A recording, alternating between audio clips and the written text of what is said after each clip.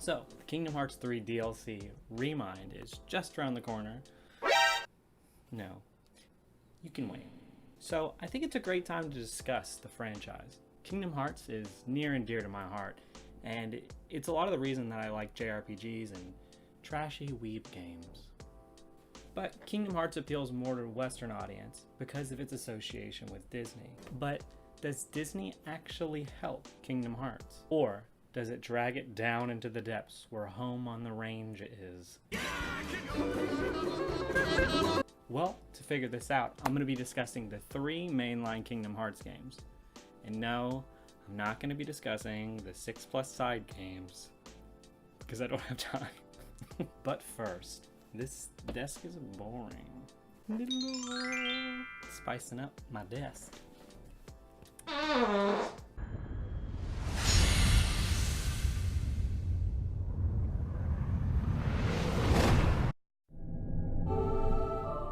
Kingdom Hearts follows the story of Sora, a young boy who dreams of greater adventures and who's been having these weird thoughts lately. Me too, Sora. Me too. The game also focuses on his 2 friends, Riku, Sora's twunk boyfriend, and Kairi. I literally can't think of a character trait. Now, the driving narrative in Kingdom Hearts 1 is Sora's relationship with female and his boyfriend, and also Sora saving the universe from impending doom. A lot of people state that this is the best Kingdom Hearts game because it has a simple plot, but I wouldn't necessarily say it's simple.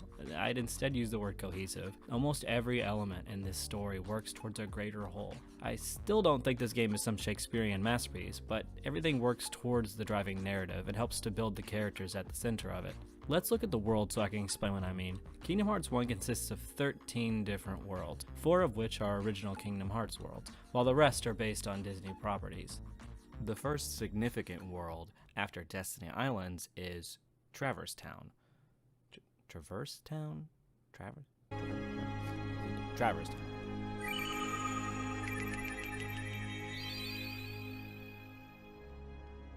Here, you meet the other main characters. There are the Final Fantasy characters and Donald and Goofy. Honestly, this is an expertly crafted world and probably illustrates the thing that this game does the best. All the Final Fantasy and Disney characters in this world aren't their own video game or movie counterparts. This world shows that the characters in this game that are from other properties exist within it as Kingdom Hearts characters themselves. Squall, that's Leon, is not the character from Final Fantasy VIII. Much like Donald and Goofy aren't in Disney's Donald and Goofy, and how Aerith isn't Aerith. She's Eris. Gotcha, fucking nerds. Now, it may seem obvious, like, no shit, that these characters are Kingdom Hearts characters. They're in Kingdom Hearts. However, I think that this is great, because not only does this not require playing the Final Fantasy games that these characters are from, or watching the Disney movies that these characters are from, this game actually makes these characters into nearly 3-dimensional characters that actually receive some development. It's not only the characters that illustrate this focus on character and world building, but it's also most of the Disney worlds that you travel to too. Olympus Coliseum illustrates to Sora what it means to be a hero, which is important because he's just been thrust into that role, and it uses training and the character of Cloud to illustrate this. Deep Jungle shows the struggles between Sora and Donald, and how they can come together to work as a team and as friends. Monstro and Neverland show Sora and Riku's changing relationship and what each values. Monstro also makes Jiminy Cricket important, so obviously it's the best f***ing world. Atlantica shows Sora cooperate with an analog of his, Ariel, a young woman who longs for other worlds, and it also illustrates some interesting world-building moments with King Triton. And there's Halloween Town, which is about hearts, a game called Kingdom Hearts. Not really much else here. And while the other worlds only offer little in terms of plot relevance, such as Wonderland or Agrabah, they do offer 2 things. One, they show adventure with regards to Sora. Sora has always longed for adventure, so as an audience, it's enjoyable to see him actually be able to live it out. And 2, some of these worlds also introduce a plot device for later, which is the 7 Princesses of Heart. So they contain at least a little plot relevance. Honestly, the story kind of has a lot going on, and each character has relevance to the game's themes and plot. I really think this game is the best Kingdom Hearts game, and perhaps I'll do a proper review of it sometime in the future, but ultimately, in terms of its connection to the Disney property as a whole, it's a perfect fit. Disney works for this game because it's not just a game that has Disney characters in it. It's a game that actively uses those characters to develop the Kingdom Hearts characters in the main plot. So with that in mind, let's see if Kingdom Hearts 2 helps to carry that forward. Now, before discussing Kingdom Hearts 2, I think it is at least important to kind of set the scene and discuss what happened in Chain of Memories and the other side games. So they chase a dog down the road, and then there's this guy in this suit. But he's not a good guy, but he's not really a bad guy yet.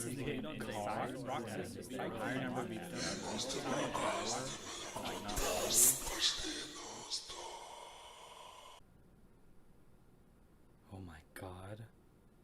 Trico doesn't make any sense here. Pokemon's so last video.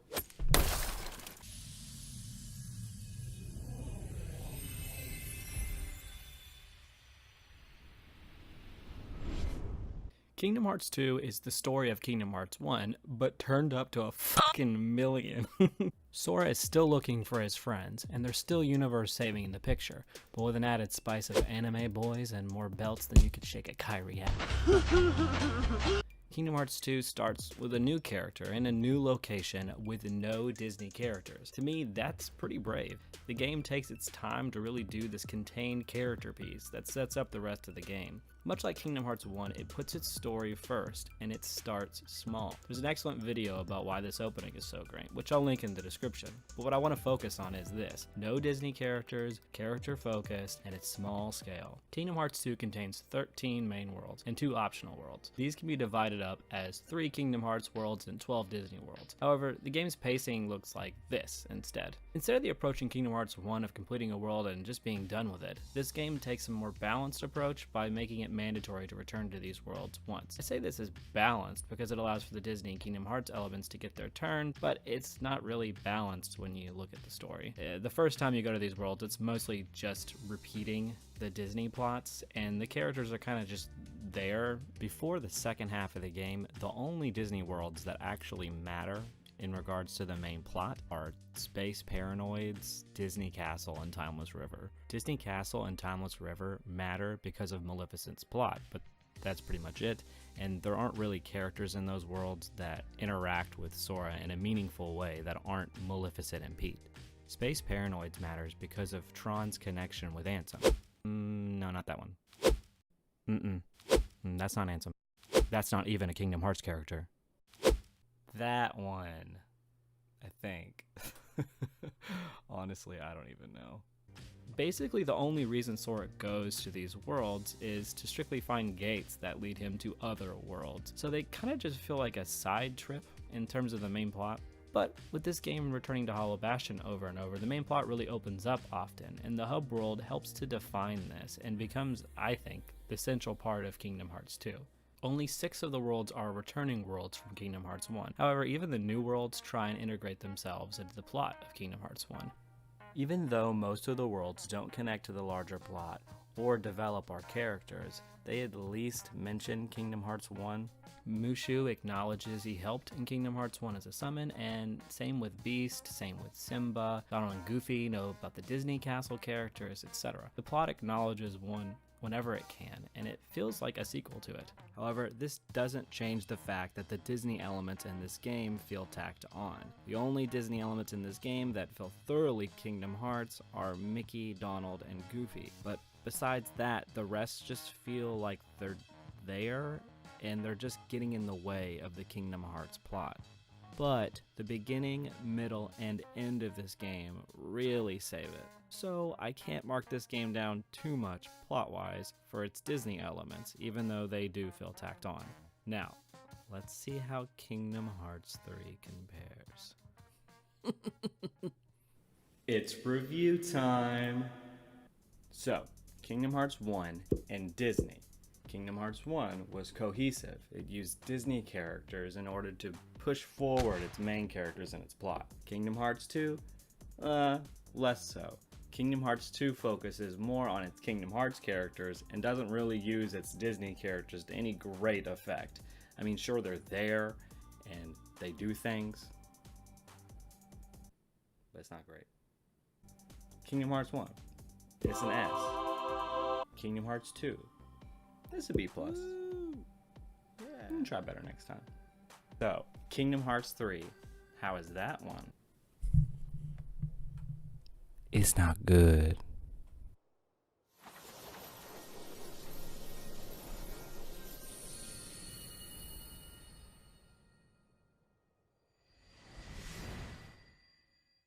So, we've already discussed the plots of Kingdom Hearts 1 and Kingdom Hearts 2. What's the plot of Kingdom Hearts 3? No, seriously, I'm asking because I still don't know.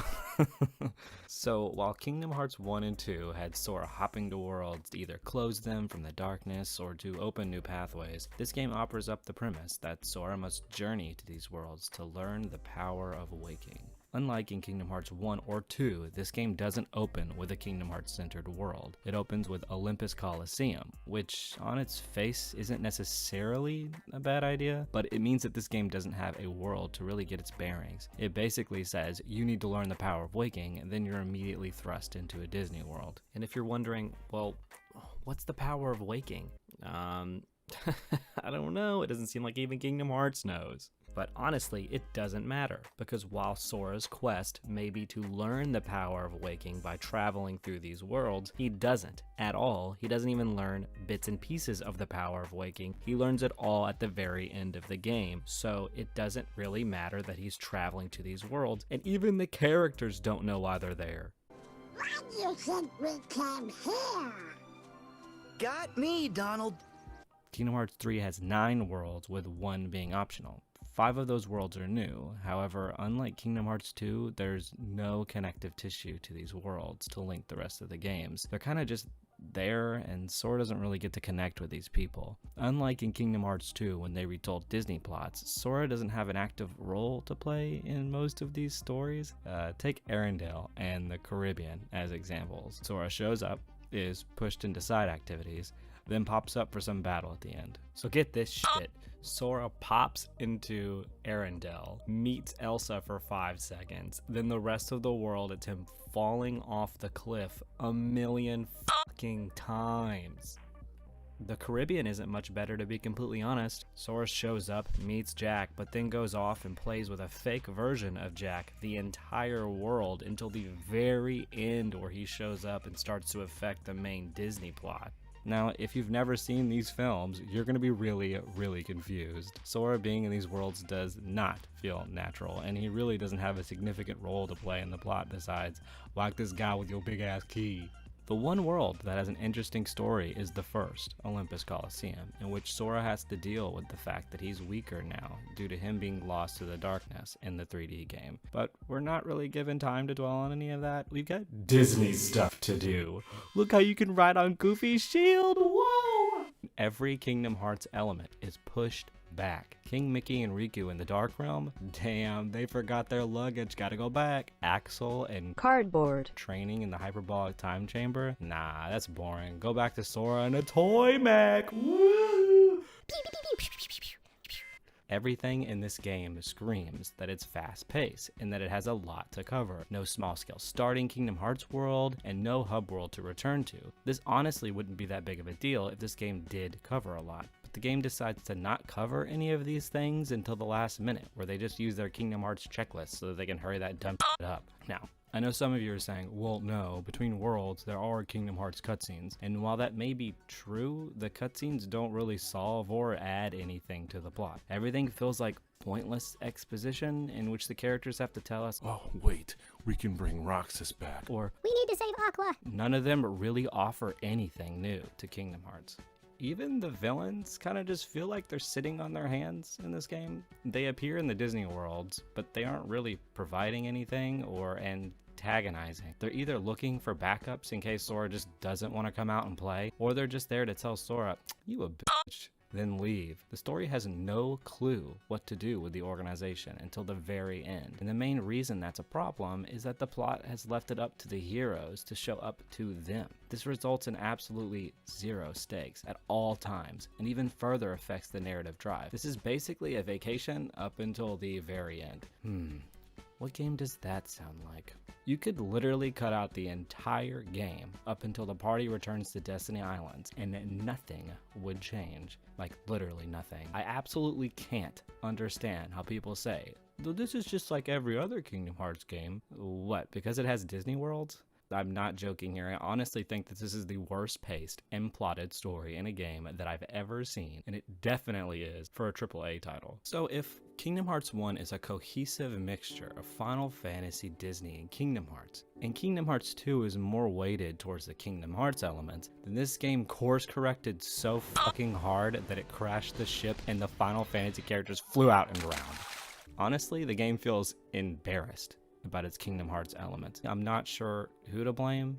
The identity of Kingdom Hearts has always been a bit odd since Kingdom Hearts 2, with each game kind of doing a tug and pull with each other, focusing either on Disney or Kingdom Hearts. But this is the first time I've really seen this franchise purely based on Disney. It's basically a Disney theme park. Perhaps it's due to the fact that the hype for this game made the developers feel that they couldn't take narrative risks, like in Kingdom Hearts 2, or that they felt the franchise was too complex to have the plot progress throughout the whole game. Maybe it's even that Disney didn't want their property to be mixed up with Kingdom Hearts. Ultimately, I'm not sure which one it is, but what I am sure of is that the fans and these characters deserved better.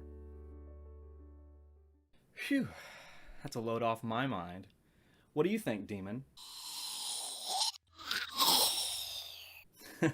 You can say that again.